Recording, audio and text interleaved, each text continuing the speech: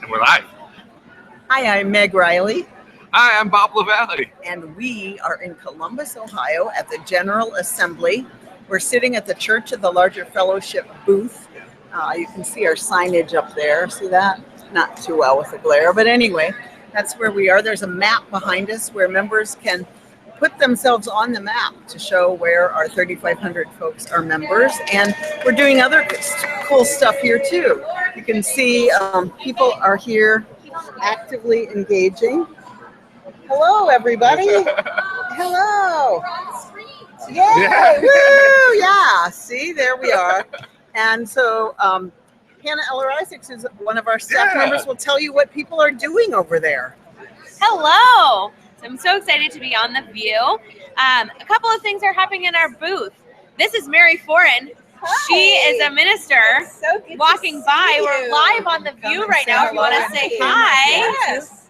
Just lean down. You have to lean down in. and say Hello. Hi, everybody. There you go. I'm glad to be here. There you Good. And always supporting the Church of the Larger Fellowship. go. All right. Yes. Thank Fabulous. you. Yeah. Good to see you. So we have 3 really cool components to our booth this year. One, of course, is the opportunity to become a member or friend. You can find out more information about that at CLFUU.org. The other one is if you're already a member or friend, or if you become one here at General Assembly, you get your name put on our map. You can also connect with us on Facebook and request to have your name put on our map, showing our global community. You can see all those strings connecting to the tags. Those are all members and friends. We're so excited to have such a vibrant global community. We also have part of our community is actually folks who are currently incarcerated. We are sending a postcard to every single one of our 736 members and friends. We'll get a finished postcard to show to you. Here, like They are- this. Woo, nice. One of the things we know about People are General Assembly coloring. is that it is tiring and people need a place to sit and have some relaxation. Yes. And you can take a picture with our wonderful chalice tiaras here. So lots going on in our booth, and we hope you'll stop by and see us. You're at the General Assembly. We're right by the front door. So And come see us. I'm gonna stand up Yeah. and let Here comes- former moderator Oh, Denny yeah. Davidoff have a seat. Somebody I once introduced as Madam Moderator, or asked a question as And I Madam was Moderator. mad at the time, and it's still on. All right. Yeah, there's a lot to be But thought it's about. not Hey, just former moderator. How about former board chair of the Church of the Larger Fellowship? active member, yep, and Yeah, all around activist VUU. How many GAs have you been to by now? of 900. No, seriously. Right, it started Probably. with the Council of Nicaea. Right. That's what it feels I like. started in 1968, and I think I've missed 2 or maybe 3. So it's a lot. It's a lot. It'll be 50 in 2018. Wow, isn't that So amazing? what is that? So this must be 48. Wow. One of the things that's so true at General Assembly, I feel it more, this is my 30th, I feel it more every year. I was thinking about it this morning, is that there's so many ancestors with us, including Denny's husband, Jerry, who are no longer here in flesh, but are still so strongly in the room. And I was thinking, you think of ghosts haunting places. General Assembly is this weird event that becomes its own kind of place. And I was experiencing so many. I saw someone that I thought was someone and realized, no, she's dead now. But she's here. I was you know? talking about this before I came over to the booth. I had a long visit with Jane Zepka, Yeah.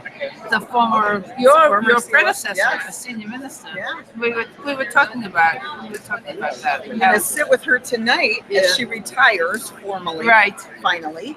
And we have the service of the living I, of course, tradition. have failed retirement, so You probably will someday too. You are inspiring. There's You are work to quite be done. inspiring. Denny Meadville Lombard's booth is right across the way, and they have been staffing it wildly through the week and have some of the best giveaways in the exhibit hall, I have to say. And the best education. Well, yeah, there's that. Yeah, I'm there's that. competitive about that. So yeah, the exhibit hall's the place to be. It's great to be here. Very cool. It's great to be Here here. comes someone else from Great me. to have a grandchild be a Well, yeah. delegate. Denny's grandchild Jasper is Yeah. a great delegate. Yeah. I'm So, gonna, Mom, can I go now? You can go now. I want to get my milk and cookies. We're gonna This bring. is John Leaker, who's the archivist at Meadville. Cool, Bob. Can you join Yeah, I'll John? jump Because in. you can have a good conversation All right, with him great. about Meadville Archives too. All right. I'm gonna see. Why did that? It is always the wackiest episode of the year.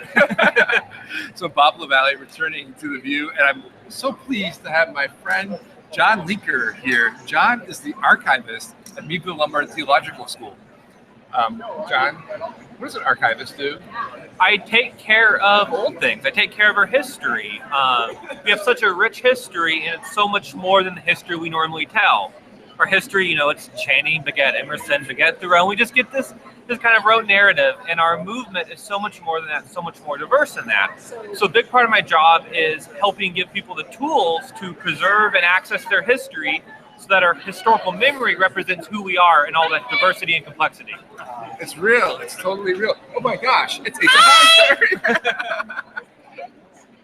Aisha, find the guest and come up next. How's your workshop? It was great. I'm beyond Aisha. So Meadville now holds a lot of the stuff that came. Are you guys trying to? I'm sorry. I'm Oh, going to that later. Oh no! So Meadville actually has the old VUUA archives now, Yes. right? So when did that happen, and what did Meadville get? So about 3 years ago, when the UUA was moving to the beautiful new building, they had a basement full of archival material. So Nicole Kirk, our professor of VUU history at Meadville Lombard, and myself, we spent a weekend in the basement of 25 Beacon helping the UUA select documents that were historically important. And the big treasure that we got were the congregation files. So we have a file in every single congregation in the UUA. These records around 1930 to around 1980, and they provide an amazing glimpse into our lives as congregations, because whereas Unitarian Universalism lives, it lives in communities, not in people's heads. And these congregational files allow us to see how our communities lived and changed and adopted for the better part of the 20th century. So what does it mean when you pull your congregation's file from the Meadville archives and it's really thick? That's interesting. So if you correspond with the UUA, you're either doing really, really good or not so good. So the thicker your file, it can go either way. Either way, it's interesting. Right. All right. So was it thicker? It's interesting. More interesting. Yes. That's And feel free to go to the Meadville website and contact me, because we provide this service for anybody who asks. We serve you. You're our community. So if I you're love interested that. in our history or your congregation's history, contact me. Go to meadville.edu and get a hold of us. I can vouch for the fact that these guys are unbelievably helpful. John in particular, but all the library through it. And we have an amazing library and archive staff. Seriously. All right. One more question. Do you have memorabilia from old General Assembly? like you're walking General Assembly, downstairs. since we actually are at General Assembly. Yes, we have these amazing buttons from past VUUs and all the various swag that goes around. So old Anything campaigns. random or? My favorite, during the early 1970s, the Gay Caucus was lobbying at GA to have an Office of Gay and Lesbian Affairs. And they would wear these pins that would say, "How dare you presume I'm straight?" This is the early 70s, beautiful gay liberation. And it's one of my favorite pins because it speaks to the social justice work we do and how important GA is to moving forward. It's totally GA and Unitarian Universalism at its finest, and most creative Yes. too. And you hold the records. That's so Yes, great. get a hold of me. John Leaker at go to the Meadville Lombard Yes, website. the Meadville Lombard That's website's the yeah. easiest way to do it. Awesome. Thank you. All right, thanks, John. Well, they're talking with you. Nice talking, my brother. All right, who's up? Oh, come on in. Hi, Hey, Peter. Nice to see you. how are you? Hey, Hank, do you want to jump in as a host? It's Oh, good. okay, all right. It's great to see you. So, You've been on the view before. I've never been on The VUU. Get It's out. my No way, first really? VUU. Yeah. You I'm a should go long-time fan, first time in person. All right. So, How's your GA going? it is great. Yeah. So, I've been talking social media and membership growth with a lot of people, including the UU membership professionals. Amazing organization at uuamp.org.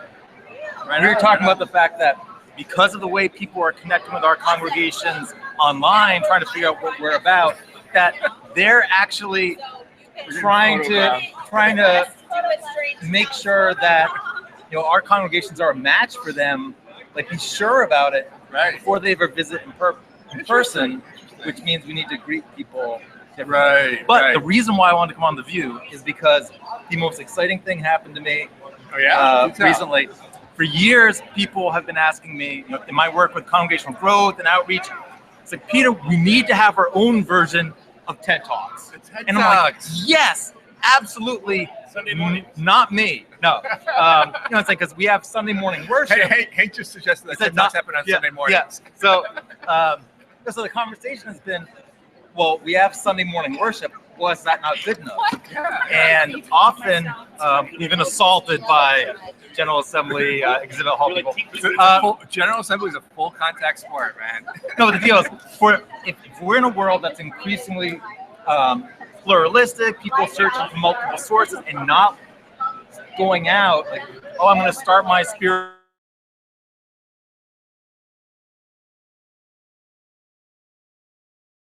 Speakers, leaders, thought leaders, their messages inside the wall, like this church wrapper, Right. our best asset is being hidden.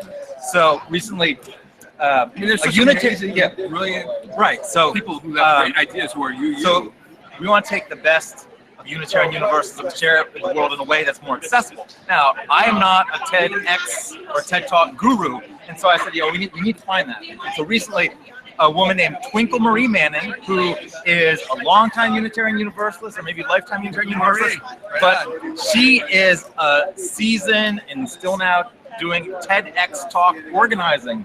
And she contacted me, and she wants to bring the knowledge of all the TED Talk sensibilities. How do we the model to Unitarian Universalism? So we just launched a Faithify campaign. So if you go to faithify.org, you can check it out.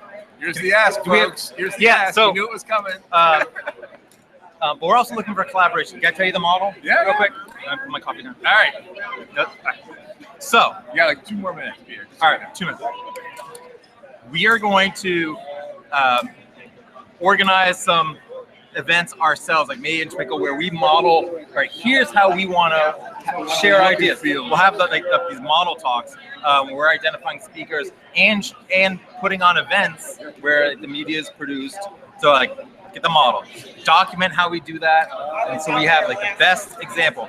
Then we're going to, for congregations that are interested, share that model with them, coach them on how to put on an event where they identify the speakers, invite the community, you have tickets and sponsors that funds the media production, and they generate amazing talks. And then they share the final videos with us, and we distribute it through the VUU Talks platform. And we're going to do other crowdfunding to support our work. So we're basically create the channel. We're creating the channel. We're going to mentor congregations, looking for host congregations, speakers. And if you go to my website, vuuplanet.org, and subscribe to my newsletter, as all the details roll out, I'll share it with you. So the best of Unitarian Universalism, but without the churchy wrapper, baby. So tell us again about Faithify. Where to find that on Faithify? If you go to faithify.org, it's the VUU Talks project. Awesome. All right, thanks. Thanks so much. Appreciate it. All right. Tom, you want to jump in here? Sure. Let's get you a guest, too. Actually, Tom and Hank. All right, Tom and Hank. All right, the 2 of us will come in. We'll let you just let's change the faces. Oh, thank goodness we're here. Meg's waving us up. How are you doing, folks? Welcome to General Assembly 2016, Columbus. It's like, what's the, hey, Tom's here and he's breaking stuff. It's like Law and Order. You know how they get like Law and Order Miami? This is Law, this is the VUU Columbus. Bum, bum. Oh, no, it's a different thing. Dum, dum. Anyway, and we're here having a great time. This morning, were you in? Did you see William Barber speak this morning? Yes, I saw It William. was great. Oh, we've lost our page. We don't know. We can't see ourselves. What have you done to us? Oh my God! Oh no, that's not us. Oh, there we go. Thank God. We're reversed. Is this us in Australia? What happened? Not even on the show. With him. I think go to that. There he is. Look at that. Oh my God! Oh, there's him. I just came from the William Barber thing. Yeah. No, and I saw him this morning. It was just great. It was really wonderful. CLF member, DCO I avoided that. And we had over 100. We were standing alone. Smooth thing. I no one, we didn't have a microphone for questions. We had everyone write stuff on index cards. It worked beautifully. They have to write on index cards? Yeah. Okay. Questions. So no pontificating of blah, blah, blah. It was good. Oh, It was do you very actually have a question inside there somewhere? I'm sorry, I do expect to get paid for that speech. Right. That's good. That's beautiful. That's beautiful. Hank doesn't have that. It works. On the Dome of the Rock. How was your TA? It's been great, and of course, before that was Ministry Days, Yeah. and which really was wonderful. A big part of Ministry Days is when all the religious professionals arrive, the musicians are meeting, the administrators are meeting, the religious educators are meeting, and then we have a number of events that we come together. And it's great. It's great for us to relax. It's a great time for us to come and to decompress a bit too. So that's always great. Oh, look, It's Tony. it's Tony. You want to come sit here? Yeah, you sit here, Tony. Sit here for a minute. What is that crazy squeaking noise? What's that? It's because there's an old computer and it's a squeaking noise. It's me. I'm rusted. Where's my oil? No, sit here, Tony.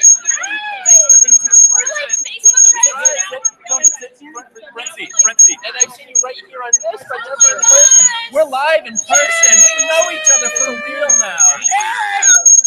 Oh, what's that? Oh. That's on mute.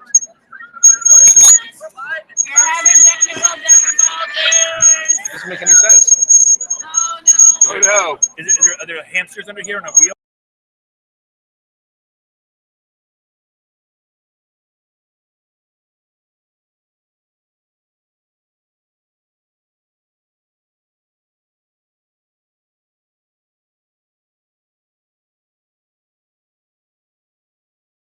My good friend Tony Lorenzen, who's here. Tony is the minister of the Hopedale Unitarian Universalist Church in Hopedale, Massachusetts.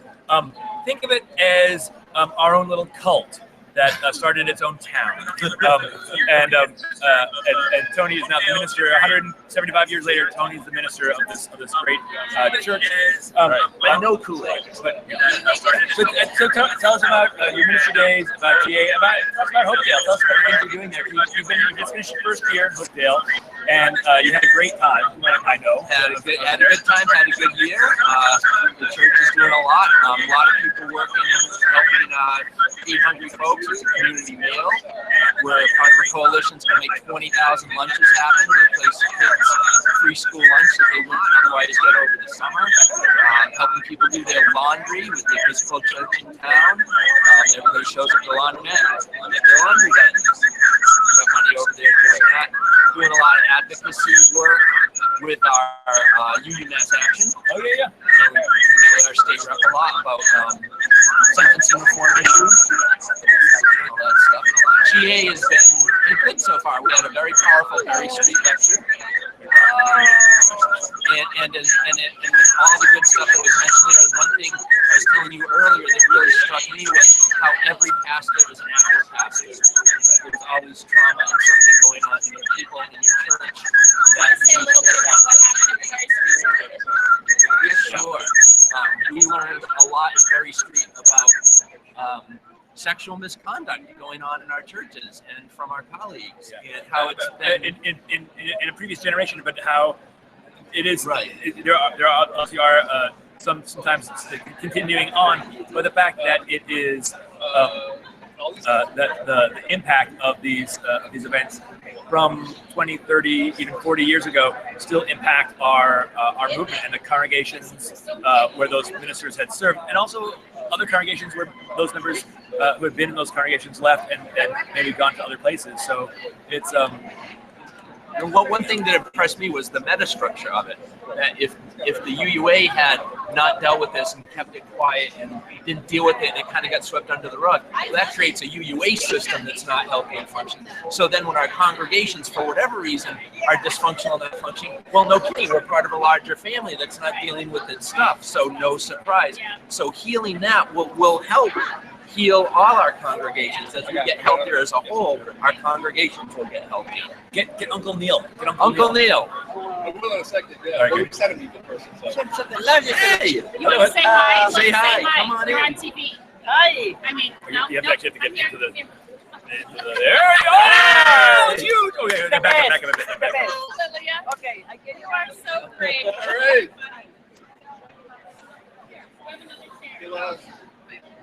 Yeah, all right. Wait, let's Oh, we switch. did the whole thing. Yeah. I'm sorry. No. We're just also randomly. Do you want to sit here? Do you want to sit? I'll sit there. Okay, you sit here. You drive. You drive. I'll sit in the back seat. All right. It's like a fire drill. Hey, folks, thank you for your patience. Can we stop for ice cream? Right. We're doing a fire drill. Bob LaVallee back again, and I'm so delighted to have fellow seminarian Monica Dobitz with me, who's from who's at Meadville Lombard Theological School. And a thing that we share is we're just talking about what it's like to be a seminarian or a recent grad seminary and go to our first ministry days. So ministry days just wrapped up. If folks who don't know, GA is preceded by 3 days of ministry days. So, well, how was that for you? Well, in a word, it was overwhelming. There was a lot to see and do, a lot of new people to meet. I met a lot of people that I've only known through social media so far. Totally. So that was really amazing. You know, the really funny thing was, like, I thought I knew a lot of ministers, but as it turns out, like, I went to ministry day, I don't know anybody. Right. Exactly. They're the greatest people. It's an easy group. Yeah, I didn't give you a chance to. Where are you? Where do you live, and where are you interning right now? I live in Birmingham, Alabama, and I'm interning at our congregation in Tuscaloosa, Alabama, which is about an hour west of Birmingham, home of the Crimson Tide. So, but I try to avoid all Tide. football. I have no idea what I'm saying. I'm a graduate of Alabama, and so it's nice to be kind of back home. I didn't know that. Yeah, I'm a graduate of the university. So what was back to ministry days? Were there any parts that were particularly meaningful or particularly surprising for you? Well, it goes without saying that the Berry Street lecture was a real, it was an honor to be in the presence of someone with so much courage. You know, we talk about prophetic sisterhood, and I guess I kind of have a historical perspective on prophetic sisterhood, but to be the first woman in ministry from my family, and I come from a family of ministers, so to be the first woman in ministry in my family, First woman in her family, and then to hear that kind of prophetic witness from a woman in our tradition is incredibly powerful to me. Yeah. It I think I need infused me with to, a sense of power. for folks who aren't familiar with what happened, the Berry Street Lecture is the country's oldest annual lecture series, and it happens every year between GA and ministry days, and it's a UU minister, and this year there was Reverend Gail Peavy, Gail Seavey, who talked very frankly about ministerial sexual misconduct in our own ranks within UU churches. And it was powerful. Yes. A lot of people were left speechless. Yes! It's always Speechless. exciting here. And there's also a lot to be said. And a lot of things that haven't been said for a long time are now coming into our consciousness in a way that it's not about keeping secrets anymore. It's about talking about these things and being honest about it. Just a path to healing, right? Yes, You know, exactly. it's not always true, but there is a saying that we're only as sick as our secrets, and I think this is an area where we really are. So, any other things that really stuck out for you from ministry days? I'll tell you what, that Vespers worship. The Vespers. I was just Oh, going to wait, say Vespers. I stole your thunder. Sorry. Yeah, no, not at all. The Vespers worship was really wonderful. I'm still sort of chanting in my mind, bountiful am I, blissful am I, beautiful am I. And Tell people about it. Like, what happened? so that there was a lot of chanting in the worship, and one of the chants that we did was a Kundalini chant. It said, bountiful am I, blissful am I, beautiful am I. And we didn't do it 2 or 3 times. Right? Over and over and over, maybe 10 or 15 minutes. I don't know. I lost track of the time. But to just kind of internalize that message in a moment when many ministers are finishing their church year and maybe not feeling so bountiful and blissful. Yeah, it was so healing. Yeah, exactly. It really, really worked a lot. Yeah. Thanks for coming out, Monica. It was so great to see you. Yeah, super fun. Yeah. Thank you. One of my favorites here. So, all right. Oh, Carrie, come on, sit down. Right now, just come sit down. Yay! All right, Aisha and Carrie. Okay, come. Welcome to the VUU. You're live on the VUU. Live on the VUU. Hello. Carrie Condon is our Loretta Executive Director, Administrator. It's got to be closer to that. She is going to be 3/4 time starting July 1. Can you slide forward a little bit? Get closer to So, Carrie, how has your GA been? Oh, GA is the best time of the year, every time, every year. And I haven't been for a while, so I'm really happy to be here. You have to use your outside voice. I have to use my outside voice. So I don't have an inside voice, so I need to encourage folks to. So you love GA every year. I love GA. I love the youth. I love the exhibit hall. I love the worship. I heard you had a workshop that was out the door, 200 people in a room meant for 70. It was 200? Oh my goodness, it was standing room only. It was on Conflict. It was super good. So look it up afterwards and listen. Conflict. I know, don't avoid it. I know, right? I was punching people. No, I was not. And you know what we did? No microphone. We did index card questions. Oh. Yeah. Oh, interesting. Yeah. So is that, it wasn't recorded, but It was recorded. Not Okay. video, but sound. Okay. But I'm saying we didn't use microphones. We as a group, the 4 of us who led it, made the decision not to allow question and answer time in the way we usually do. We handed out index cards. People were invited to write questions as they thought of them. So it made for a different, people were then invited to listen instead of listen to get up and give their speech/sermon/digest. So you set it up for success. We set it up for success. I'm curious to know, if you don't mind me asking, No. how did it come about that you 4 decided to do this workshop or to propose this workshop? Right. One of my goals in Laredo, one of the things I've learned being in Laredo the last, I don't even know, 14 years, and I love Laredo, is Let's say that what that is. Liberal Religious Educators Association. We have ordained lay, so please join. Supportive. We are a collaborative group. And I've learned that bringing forth the lessons I've learned as a religious educator at General Assembly, in addition to, not just beyond, but in addition to the multi-generational stuff that people expect of religious educators, is important. So last year I did a workshop on leadership, and one of the things that came out of that is the importance of handling conflict. Because I went from New Jersey, where I grew up, and I've lived in many places. The hardest move for me was Seattle, because folks I've experienced. Wait, is this an interview? Would you please, I've experienced this conflict avoidant, passive aggressive, and I came in, Miss Jersey Arab self, like, this is what I think and why. Hello, and all I did, people were just going into their shell. So I realized, I said, GA would be a good place, because I think other folks have this issue too, to present a workshop on why conflict is important, because from conflict can come growth. And if we do it in a healthy way, we're living out our values.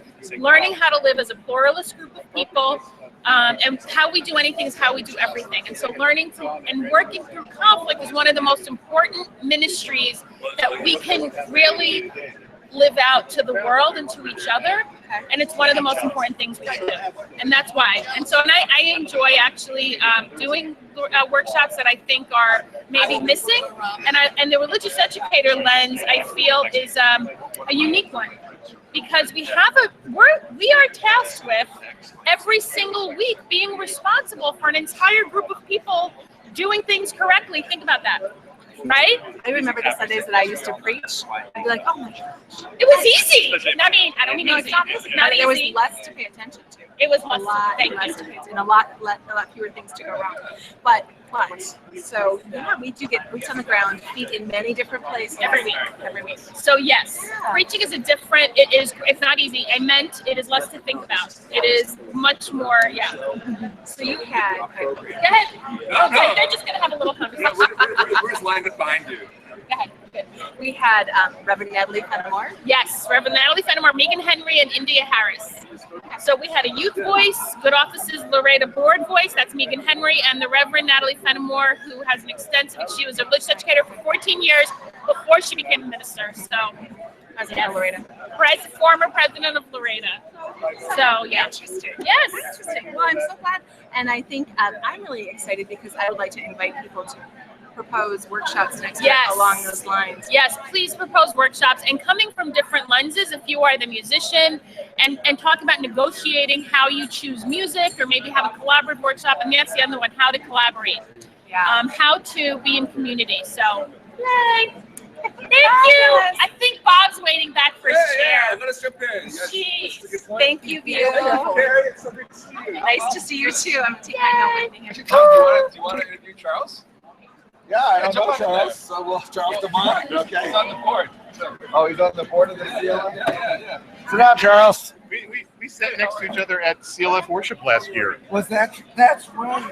We're old friends now. Okay. I want you everybody to meet my good friend and old friend Charles DeMont, who just reminded me how we know each other. So, but it's through the CLF. Yes. Great thing. So what are you doing now? Besides sitting with you? Well, you know, that's not a full-time job. So I came from a workshop where I took the admonition to sort of challenge yourself to go outside of your religious comfort zone. Okay. So, but it wasn't really that challenge because it was Reverend Schade talking about Christian Unitarian Universalism. Yeah, I read that book when he was on the show here. So, you know. So how was it? What did it work?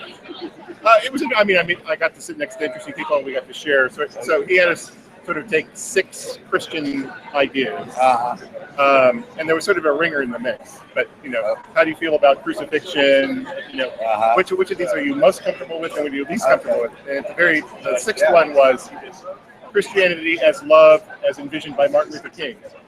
So guess which one the Unitarians resonated most with? Yeah. And crucifixion, probably resurrection. What were the 6? So now I'm trying to remember them all. Right? Okay. I am the path of the life. I am the way, the way, the life, the truth. Right. Jesus is the Son of God. Yes. I mean, I heard you. Yes. How do you feel about this? Let's go right yours now. Well, I was president of the VUU Christian Fellowship for a couple of years, so I worked out my stuff around Christianity quite a bit. So go ahead, tell me the other. So we have two, 3. The way, life, the truth. The Son of God. Love Martin Luther King. Resurrection. He's got it. I mean, Virgin Birth? No, we didn't do Virgin Birth. It's really not. I mean, it was so the problem they didn't stick is because they're for me, unfortunately, it's because all these things where Jesus is special, and then Martin Luther King. Okay, so yeah, I have a lot of things where I think Jesus is special, but I don't think that Jesus is extra special. Right? Do you think modern VUUs would actually kind of put Martin Luther King as more special than Jesus? Yes. Yes. Don't you? That's an interesting question. Yeah, let me ask you a question. Okay. Answer, man. Because I think the challenge for people is that so many Unitarians try to be well read, so they have this whole understanding of Jesus as his activities and characters had all been defined 60 years after his death at least, right? And then created in a way that weren't exactly recorded, whereas we have direct recordings of what Martin Luther King did. So he's more approachable and realistic. He's more realistic, yes, and he's more approachable. And he speaks to a moral landscape that we're more familiar with, right? And Jesus speaks to a moral landscape, which is, we need to translate ourselves into that moral landscape where.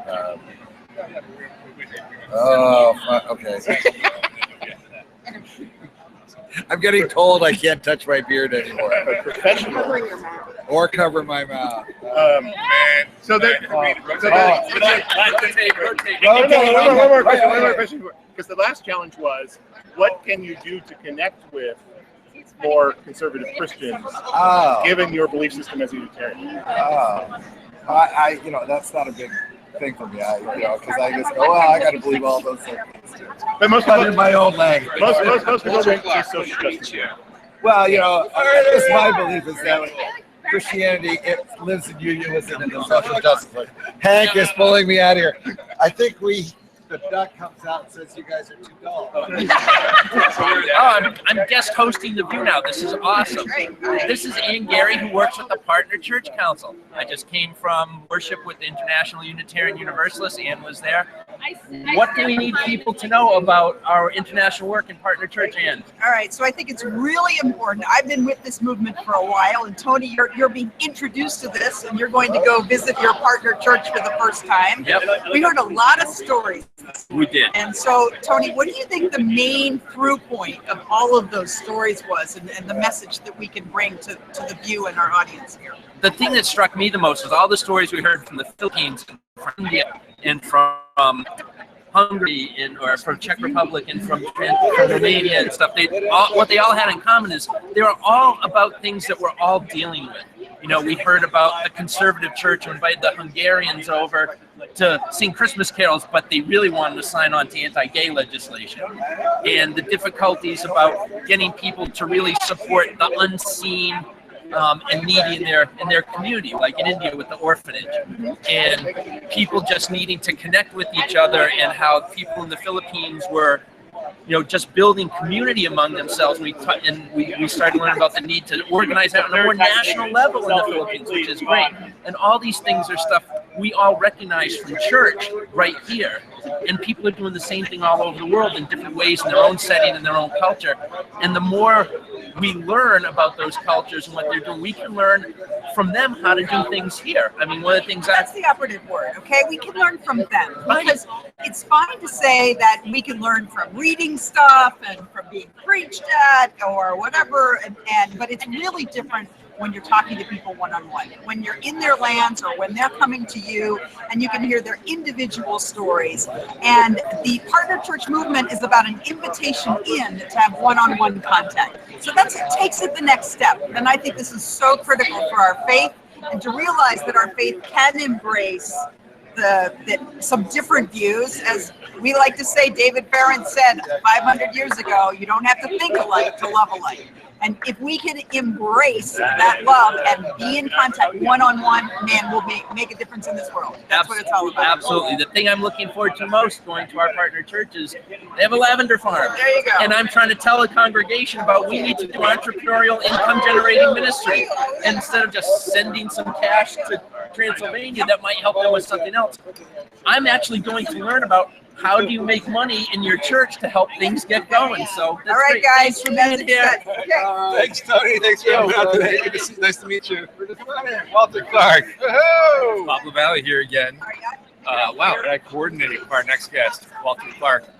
Walter Clark is a recent graduate in our class from Meadville Lombard. Walter Clark has many ribbons. So and Aisha Hauser is Rachel Droseling. She's Droseling Walter. Wow, it really kind of works, actually. Anyways, all right, Walter. So Walter's down at First U in Richmond, is that right? I'm currently a member of the First Unitarian Universalist of Richmond, where I was also an intern for 2 years. Right. I'm now getting ready to start a second internship at the Church of the Peninsula in Newport. Right on, Andrew Millard. Right. Andrew Millard, awesome Right. dude. So Walter's been down with Reverend Gene Pupke. And so Walter, you just came from a workshop about Black Lives Matter banners, right? Right. A lot of churches seem to be having issues right now with what to do with their banners, whether or not they can get coalitions of the willing to actually elect to put them up. And a lot of times when the churches do put them up, they suffer a lot of consequences from the neighborhood and the communities at large with banner defacement. And just everybody gets vandalized, right? Everybody gets vandalized. It seemed like the ones that we had instances of, we had lots of instances of vandalism. But the really heartbreaking stories came from people who spoke about having churches who wouldn't even have the vote. who refuse to have the conversation and would even threaten to leave their congregations if the banner was placed up. And I can only imagine the pain that some of these members of color must have been feeling to know that something that was so important to their lives was being discounted. And people would say, well, then I'll leave. Well, why would, then you're inviting these people of color to leave. You're negating their lives. And the thing that really came out for me in this. So did you see that in Richmond or? In Richmond, the leadership in Richmond was just awesome. We had so much support. The argument was less about do we put up a banner, but how big. Right on. So Richmond did a lot of work, and they have a great program called Living the Pledge. That's a program that helps to give white allies tools on how to fight systemic racism. Is that just within the church program, or is it larger? It is currently within the church, but it's a curriculum that's starting to be spread out. In fact, there's a class at 3 o'clock today at GA where you can learn about living the pledge. I did not plan that moment of self-promotion, but there it is. So living the pledge. I'm not in that one. But the great thing to see about the discussions we were having is that it is the job of white allies to take the burden off of our members of color to talk about white privilege. Oftentimes, members of color, when they talk about it, we have people who can perceive them as being angry black people. And we want to understand. It is.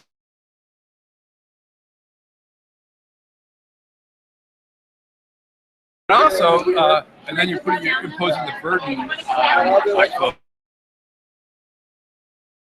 doing their own work, right? About to say, yeah. Like we said in the class, black people have known that their lives have mattered for thousands of years now. It's the white people who need to get on that bandwagon. Amen. So preach. All right. But preach. This is helping them give tools, helping them to call out when they see it. And one of the things we have to remember, when we have members of color who come to our congregations, they're not coming to educate the white people. They're coming for their spiritual home. And it is our jobs as white allies to give them as much spiritual nourishment as we can and to take as much as that burden of educating white people from them as possible. Right. So how to behave as a congregation. It is. And this is just starting at GA. This is the first day. Imagine what's going to happen by the end of GA. We're going to solve racial Speaking problems. of, actually, Leslie McFadden is here, so I'm going to give you the boot. And Thanks for coming out, Walter. Leslie. All right, I love that. It's even better. All right. Thank you. That was Walter Clark. Awesome. Oh, I'm going to take you. Hello! Leslie McFadden is coming from Black Lives of VUU. How is your GA going? How is this going? So far, so good. We had our welcome reception yesterday. It was amazing. We had like 60 Black VUUs there, and it was really What's amazing. the number? Do we know how many folks are registered under or I don't have the data. I know that we Both you louder. Oh, louder? Watch this meter. Yeah. Okay. Can you move louder, Aisha? We can go louder. I'll try. I can't be as loud as Aisha. I don't think. I don't have an inside voice. Oh, so anyway, so I don't know the exact numbers. We will have that after GA, but I know that we did about 70 Black VUUs that registered with us and that we helped get here in one way, shape, or form. So. Excellent. And do you think they're feeling supported? Because that's what I was worried about, wanting to absolutely create an environment where there is clear support. I think so. I think the healing space is going a long way to doing that, and we have quite a few of them staying in housing together, which has been really amazing to see. Multi-generational. We have 2 houses with nothing but Black women in them. Oh, I'm so jealous, just personally, because I'm not staying in one of those. Whatever. So all of that's been going really well. Can you talk about the Black Healing Space?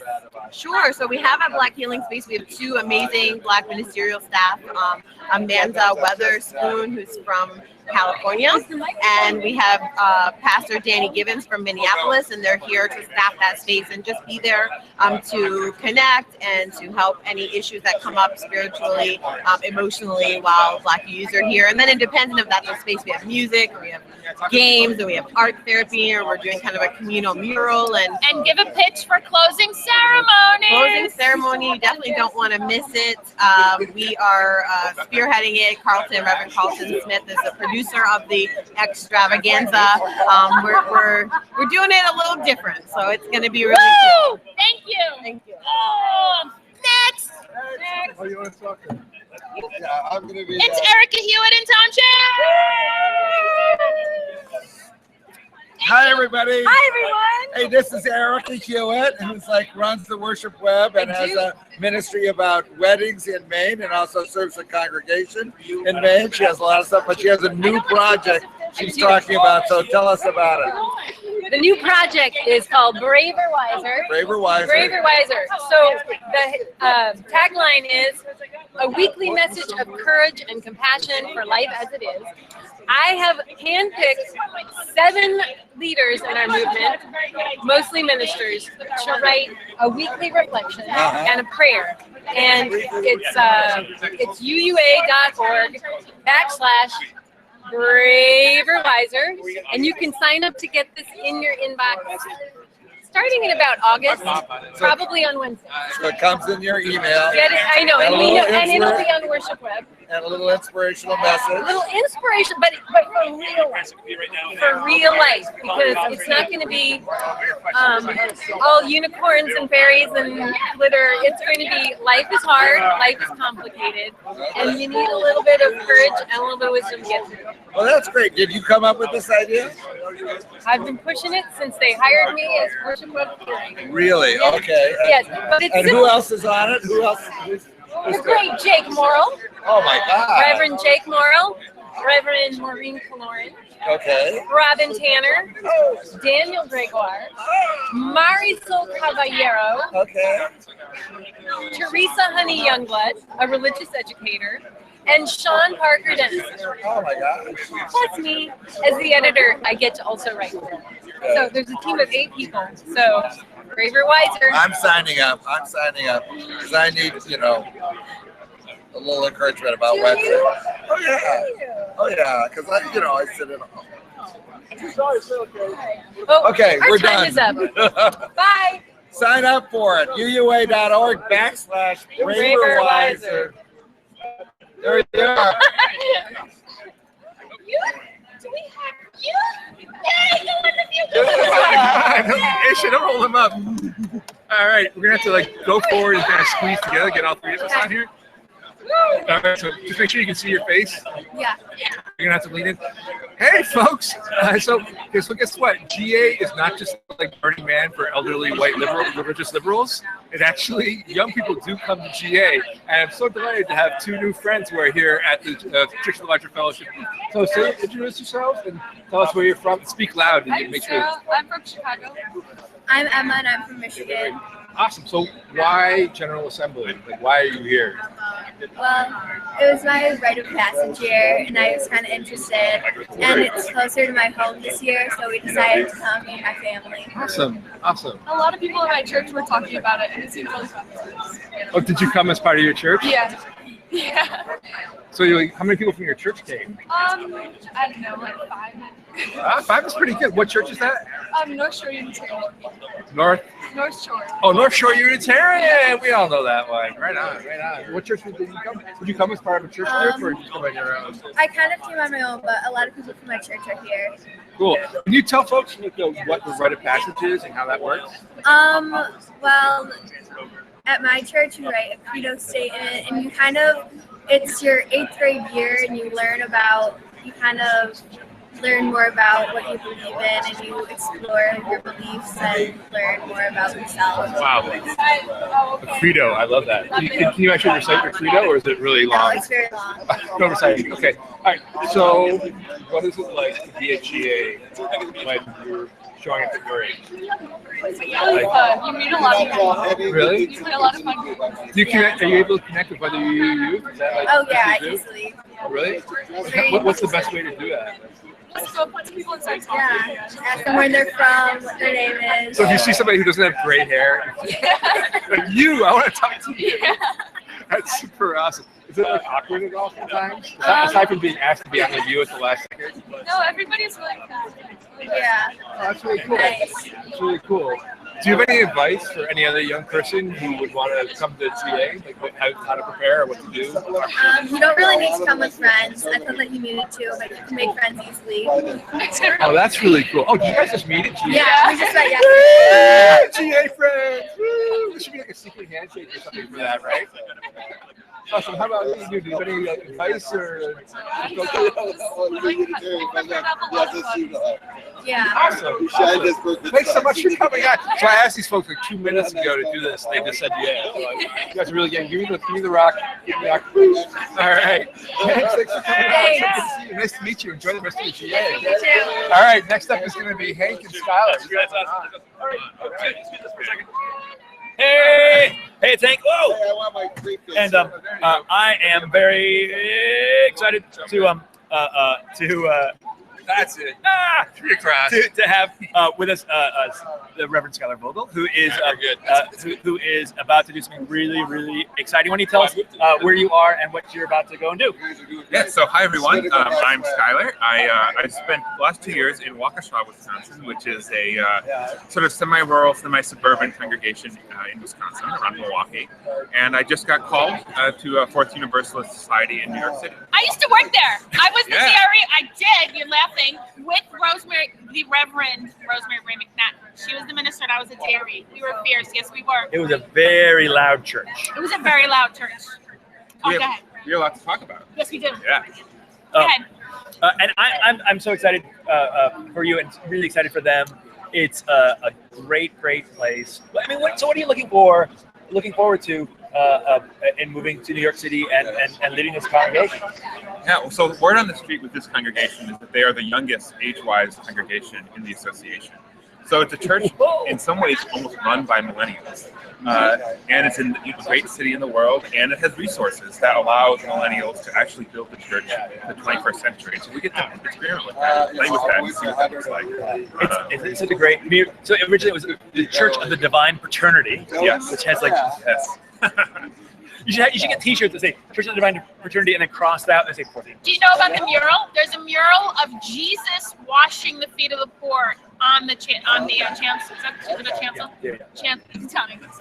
Chancel. It's huge, and it gets covered up most Sundays because Jesus. You heard the story about the halo around Jesus' head? No, tell the story. So there's a halo around Jesus' head in this mosaic, and apparently it wasn't designed to be there, but they were cleaning it, and the person who was cleaning it was using some kind of detergent, and he started with Jesus' head, and he started going about it, and then he realized that it was actually bleaching the tiles, and so there's this impromptu mistaken halo around his head now. And they can't get rid of it, of course, because that was the work of markers. Jesus, You can get some really. markers. No. That was the divine, like, Holy Spirit. That's good. Yeah. That to me is just, I love that. Exactly right. It's like divine intervention. Here's a funny story about that. Maybe somebody told you. Recent years, they were having trouble finding non-young adults to serve on the board. That's hilarious. That's great. Well, I think one of the churches I served, lots of young families, lots of people who hadn't been in church. We felt like we needed to import some elders who just had some sort of some wisdom about like how do you do that sort of stuff. Right. So that's great. That's a great thing. And you're up there and you're on the street where like the great Easter bonnet walk is, right? What's Easter parade, the marathon. I don't think the Easter, maybe it is, but the marathon goes through there. It is a super fun place to be. And also the Thanksgiving, Macy's Thanksgiving Day Parade some of it is filmed from there, and you're always seeing the church there.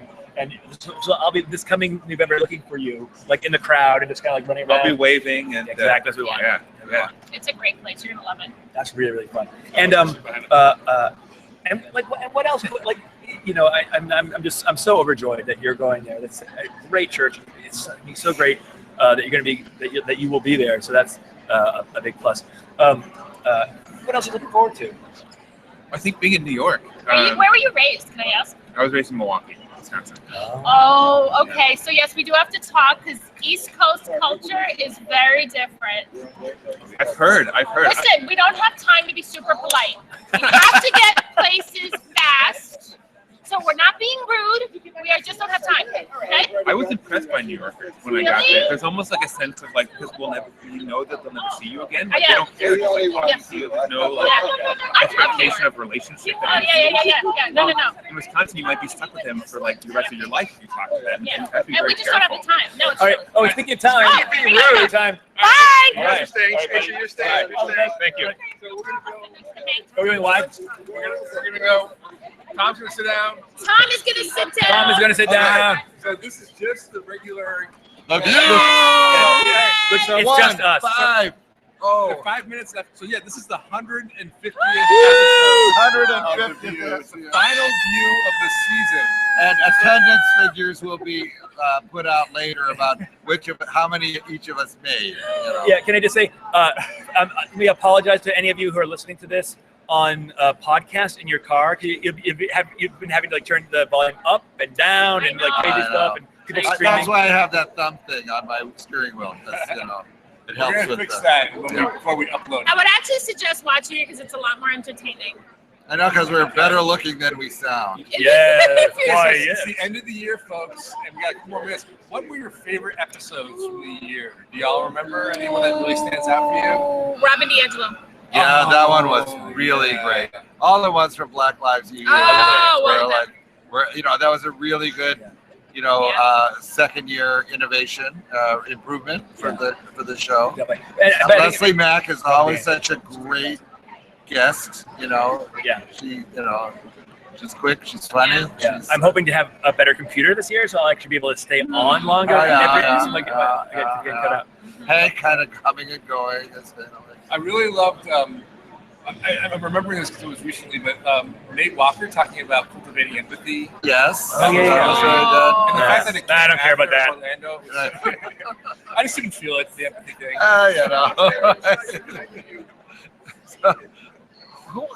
Remind me, so many people come on the show. So many episodes. God, it's all blurred. June 25th is the 23rd. Is that? Oh, the rabbi. Yeah. Arthur Waskow. Yeah. Oh, yeah. Was that Cheech or Chong? No. I put my foot.